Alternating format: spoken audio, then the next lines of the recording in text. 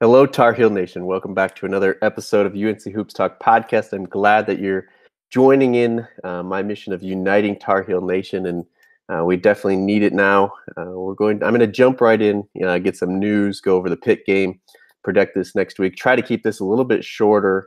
Of course, I've said that before, but thank you for coming along this journey with me, and let's unite Tar Heel Nation here. So, first news. Jalik, nothing really new here. The rumors are not good. I'm not going to get into rumors because they are rumors right now, and I'm not going to spread those here.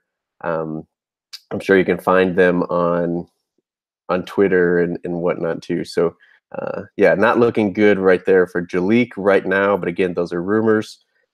Seventh Woods, who's been out, is back. Roy said he probably could have played against Pitt. They decided not to get him a little more practice first. So it sounds like he'll get a few minutes against Duke, hopefully some productive ones to kind of solidify that backup point guard position, give Joel a little bit of rest because we got a huge stretch coming up. We'll get into that at the end of the podcast. We'll go through the Duke State and Notre Dame games. And then, we're going to jump right into the Pitt game here. Hopefully not spend too much time on it. But kind of a blowout win for us, which we needed big time. 96-65 win. They held there. They stayed with us through the first 15 minutes. I think it was 20 minutes maybe. Kind of stayed close, and then we had some hustle plays, and it was Cam Johnson actually scored 8 straight points. Kind of got us on a little bit of a run there, and we went into half up 10. Which is good. It's still, with this team, we know could have gone kind of either way at that point. But we put it together. We knocked down shots. We played hard. We rebounded, and it's Pitt. So everything I say is kind of with the caveat that it is just Pitt, and I think they are.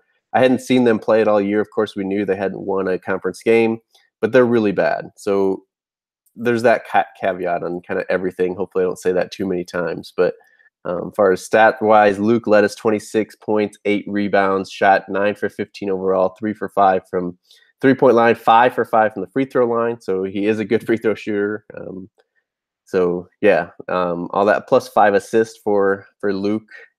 And then we actually had 6 guys in double figures, which is good. We've been having just 2 guys produce. So again, it is just Pitt, but Kenny Williams, 15 points, came out of his slump, hit 3 for 5 of his 3-pointers. We had Cameron Johnson, 14 points, just 1 for 7 from 3. So may have been pressing a little bit. He had 4 assists with 0 turnovers. So that is a good stat to add on there. Joel Berry, 12 points, shot 4 for 10, but he was 4 for 8 from 3. So hit half of his 3-pointers. That is a good sign. 6 rebounds, 6 assists with 0 turnovers for Joel as well. So great line there. And then Theo only had 2 points. He shot 1 for 7, but his one make was a great thunderous dunk. And then he also added 13 rebounds. He had 8 assists to 1 turnover. He played some of that backup point guard for Joel and looked good, had some great passes. Had a little scary early in the game where he kind of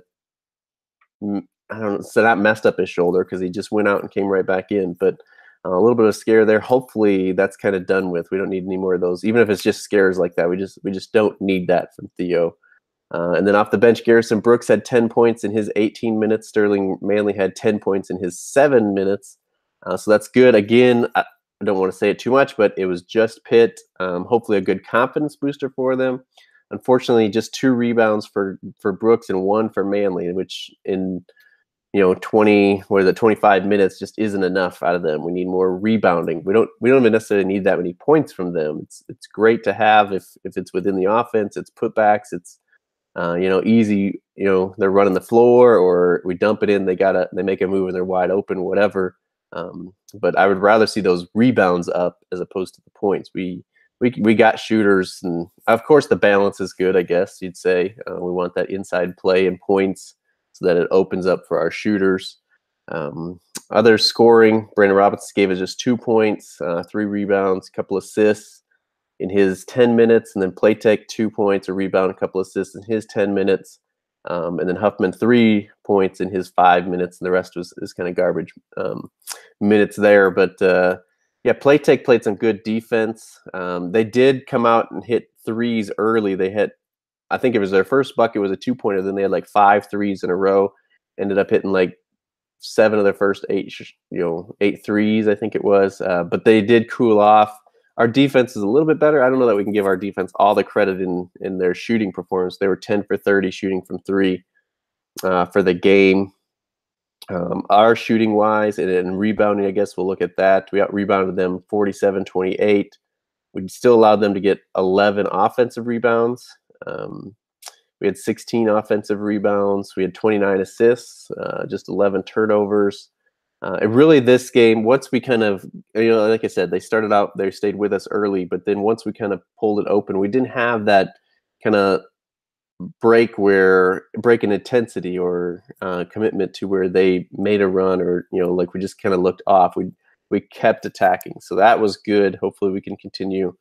Hopefully it gives us a lot of confidence. We need that coming off a 3-game skid and looking ahead of the schedule. Like I said, we'll get into that, but we got a tough schedule coming up this, I guess you'd say long weekend, but Thursday through Monday, 3 games in 6 days.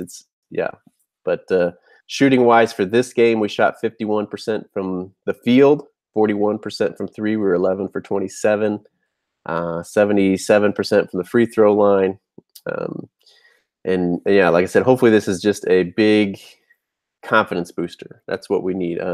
So yeah, then we get into what's coming up. Like I said, we have a nice break here. We played Saturday. We don't play till Thursday, but then we go Thursday, Saturday, Monday. Just a game in between each, or a day in between each of those games. And not just any games either. We got the Duke game Thursday. I am glad that one's first, so we can kind of give that one the attention it needs and deserves. But then we have State 2 days later on that Saturday, and it's at State. And then we turn around, and then Monday we play Notre Dame at home. And so this is going to be an interesting stretch right here, and it's going to be big for us.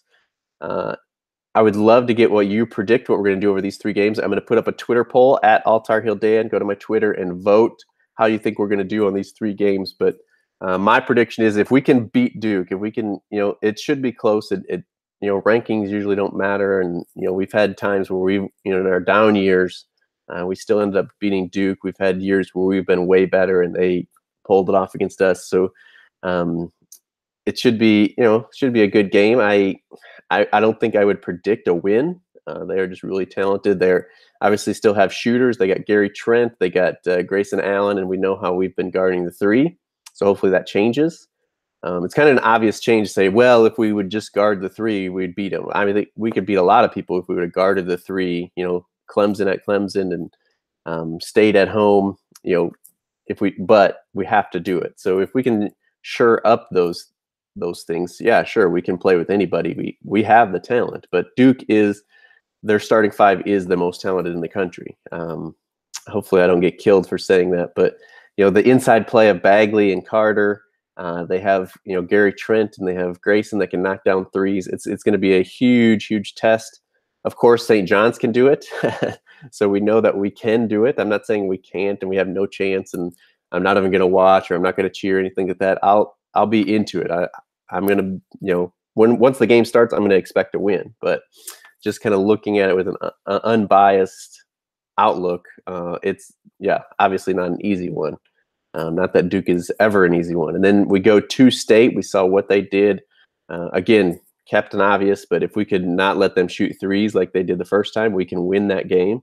And then we have Notre Dame, and we should beat Notre Dame. The problem is it's our 3rd game in 6 days. Our guys have been playing lots of minutes. We talk about Joel, we talk about Kenny, Theo being beat up a little bit. Hopefully we can get a little bit better play out of Garrison and Manley now going into this. And with 7th coming back, if you can give Joel a little bit more of a rest and, playing Theo at point guard, get a little bit more rest for Joel so that he's not just absolutely dead by that Notre Dame game. Gives us a better chance. If that Notre Dame game was kind of anywhere else with a normal rest and normal games before it, I would definitely pick us to win that at home. But being the 3rd one, I don't know. I'm not going to go through individually, but kind of my prediction is that we're going to go 1 for 3. If we can pull off that Duke win, I'll say we'll go 2 for 3 in this stretch. But yeah, go to Twitter at All Tar Heel Dan. Vote on my Twitter poll. If you think we're going to go win them all, if we're going to, 2 for 3, 1 for 3, you don't have to pick which games. So really what I'm saying is we're going to win either the State or Notre Dame game. If we do end up losing the State again, which golly, if we have to get swept by them and hear from their stands, that's going to be horrible. But if we do, I think we we find a way and we pull it off against Notre Dame. Because I don't think, like Joel, I don't think Roy, our leaders, I don't think are going to let us go through another 3-game losing stretch. If we beat State, hopefully, again, that gives us enough confidence we can beat Notre Dame. It's not like I'm predicting what I want to happen. I'm trying to predict what's going to happen. But I just think if we win State, not that we get relaxed or, maybe we're just too tired, whatever, I feel like we're going to drop it. So, yeah, like I said, I think we're going to go 1 for 2, or 1 and 2, I should say, 1 out of 3. But if we can pull that Duke upset, I don't know if they'll be favored at our place, I guess. But as far as ranking goes, it would be an upset. Then we'll go 2 out of 3 in this stretch. But yeah, big time games. Those games again on Thursday. Duke is an 8 p.m. Eastern tip on ESPN. And it says /ACC Network, so I don't know where it would be blocked out. I guess if you're local, maybe it's ACC Network. But and then we go to Raleigh to play State on Saturday. That's a 2 p.m. Eastern tip. That one says ACC Network for television as well. And then we're back home in Chapel Hill on Monday. That's February 12th, 7 p.m. Eastern tip against Notre Dame on ESPN. So that's kind of my take on those games. Obviously, we're gonna need big minutes, a big production from Luke, try to get their big guys in foul trouble against Duke. Manley and Brooks are going to have to give us some great minutes, maybe even get some fouls in there for Brandon Huffman. State, we got to, really for them, if we can neutralize Yurtseven in the post, if Luke can kind of put up similar numbers to him, get some minutes out of Brooks and Manley as well, and then we just don't let them shoot threes like they did the first time, yeah, we should beat them. Notre Dame, we got to make sure Matt Farrell doesn't go crazy, and we'll be all right there. And they got some other shooters, I guess, too. Their big guy actually gave us a little bit of trouble in the first game as well. So, if again, let's say if we had normal rest, Notre Dame would be an automatic win for me as far as predicting. Obviously, it's not you just walk in there and win. We can't have our guys thinking that. I don't think they listen to this, so I don't have to worry about that. But Notre Dame, if it wasn't right after Duke State with just a 1-day rest, I would have no problem picking us winning that game. It's just where it comes in the schedule that scares me a little bit. So that's my take on it. I would love to hear from you. Again, Twitter at All Tar Heel Dan, Instagram at All Tar Heel Dan. Email unchoopstalk@gmail.com. Everything is down in the description of wherever you're listening or watching this. And that just brings me to kind of my pitch. If you are enjoying this, if you've been a regular listener, if you're not already subscribed, I would love for you to subscribe it, review it on Apple Podcasts, on Stitcher, Google Play. It's anywhere podcasts can be found. And then it's also on YouTube. If for some reason you want to see my ugly face as I'm doing this podcast, it's up on YouTube at UNC Hoops Talk. You'll find it on YouTube. Subscribe. Share this out with other Tar Heel fans, and let's keep uniting Tar Heel Nation. It's been an amazing run. I've been doing this. I just looked. 2013, April 2013 is when we had the first podcast. Been a great run for these, almost 5 years now, which is just crazy. But these last couple of years with the national championship game runs and the national championship. Just an amazing run. So let's keep sharing it. Let's keep pumping it out there. I'll be back again next week to recap those games and look ahead to the Louisville game and then possibly the Syracuse game as well, I guess. We'll see how that goes. But we'll be back next week. Before I jump off here, I did tell people that if they had comments or questions, I'd be hitting those at the end here. Looks like we had some it says retracted, so I guess they took their message back. But Grant Bowden again, hey Dan, I hope Roy can find a way to exploit Duke's bad perimeter defense. High pick and roll screens to create mismatches. Huge game for our young bigs. It definitely is. Yeah, I guess I didn't really talk about Duke's defense and about their abilities. If they play man, which I kind of hope they do, yeah, we have to get them into the ball. Get Joel, get Theo, ball screens with our bigs and their bigs, get them into foul trouble that way. They're just not a good defensive team. If they sit in the zone, we can't fall in love with the three, but we also need to knock some down. We need our shooters to shoot and knock them down. So it's perfect time for Kenny to get his shot back. Joel's been shooting pretty well. Get Theo, slashing and kicking out to the corners, knocking down threes. It's what we need. It'll be interesting what they play if they're sitting in zone or man. I'm guessing we'll see both, but that will be interesting.